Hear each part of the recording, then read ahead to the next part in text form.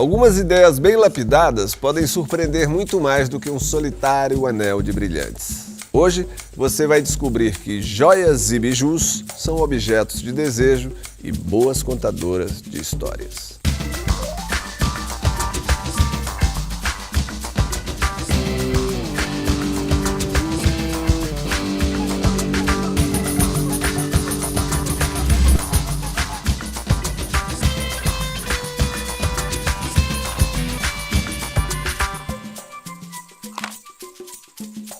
Você vai conhecer a vaidade na linha do tempo, ver como a bijuteria ganhou certidão de nascimento e o ingresso da brasilidade no porta-joias. Banhada a ouro, com uma pedra preciosa ou miçanga colorida. Acessório? Não, elas são indispensáveis no dia a dia de qualquer mulher. Não sai sem brinco. Já durmo com brinco.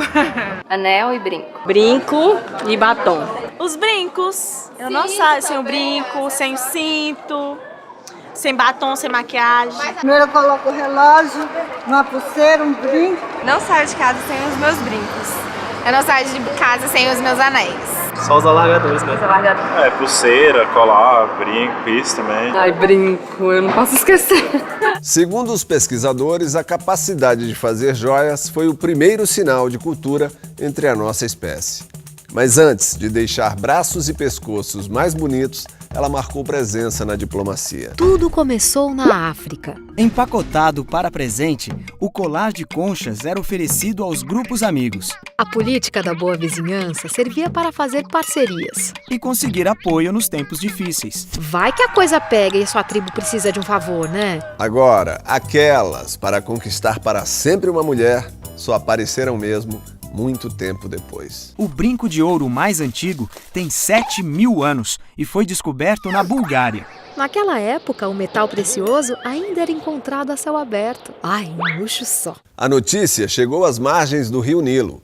Ostentar uma joia dourada era símbolo de status e privilégio para poucos. No Antigo Egito, o sucesso desse metal era garantido pelo brilho, durabilidade e raridade. Amuletos dourados passaram a acompanhar a viagem dos faraós, digamos... Dessa para uma melhor.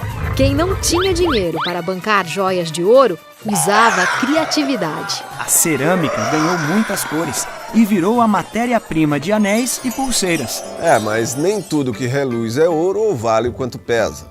Entre pedras preciosas e metais dourados, os ricos do século XVIII foram obrigados a escolher a cópia barata. Com medo de embarcar nas carruagens com joias valiosas, eles passaram a usar réplicas. A moda tapeou os ladrões e fez a alegria da classe média. Desde então, a bijuteria virou opção de consumo entre os menos favorecidos. Às vésperas da Revolução Francesa, outro material entrou para o High Society. Obra de Georges Frédéric Strass. Ele é o inventor de um tipo especial de vidro. Quando cortado e polido, o material ficava parecido com um diamante. Do seu criador vem a palavra Strass. Testada e aprovada por Maria Antonieta, a imitação virou mania na corte de Versailles. Mas foi só na década de 20 que a famosa bijuteria ganhou glamour de verdade. No lugar das saias volumosas, o pretinho básico.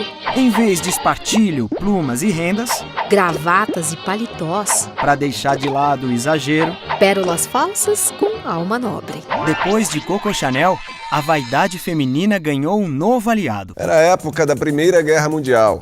A ostentação saiu de moda. Com Mademoiselle Chanel, o estilo despojado virou tendência para acompanhar a Revolução Feminina. O que acontece a partir da Primeira Grande Guerra Mundial é que as mulheres elas começam a assumir postos de trabalho.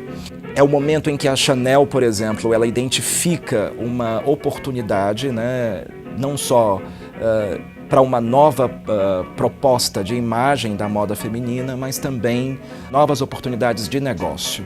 A partir do trabalho da Chanel, usar uma bijuteria se torna cool, né? Se torna chique, se torna glamuroso, porque ela compreende que é o look total. Na década de 60, a bijuteria deu o seu grito de independência. Com o estilista Paco Rabanne, ela ganhou identidade e virou a atração principal. De irmã bastarda, chegou às boutiques francesas. Uma década depois, a biju entrou na onda Paz e Amor. Moda, arte e política se encontraram mais uma vez. O movimento hippie renovou a rebeldia e levantou a bandeira da não violência. Nos anos 70, os homens deixaram as madeixas mais longas. E também aderiram às pulseiras e colares. Sem usar uma única palavra, as bijuterias dizem muito sobre o estilo de vida do seu portador. Essa história não ficou só no passado. Eu comecei bijuteria praticamente na infância. Eu tive uma infância muito simples no Vale de Jequitinhonha e lá a gente tinha que ser muito criativa, a gente inventava as coisas. O meu pai também era alfaiate e eu brincava com o objeto, aquilo que ele jogava no lixo. E aí eu comecei primeiro assim, fazendo para as amigas e aos poucos com isso para a loja, foi um pulo, né? Eu comecei a vender para as lojas. Eu sinto que as pessoas não compram produto. Elas compram uma história atrás de um produto. E foi pensando assim que eu sempre criei coleções com temas, e de preferência temas nacionais. E a gente percebe também que a venda ela acontece muito em cima dessas histórias, em cima desse texto.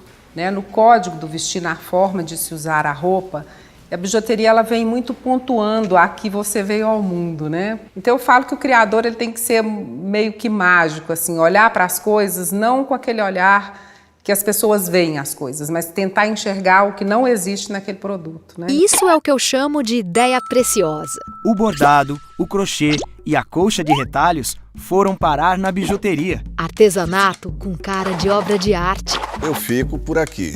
O próximo programa também tá jóia. Vocês vão ver. Até lá!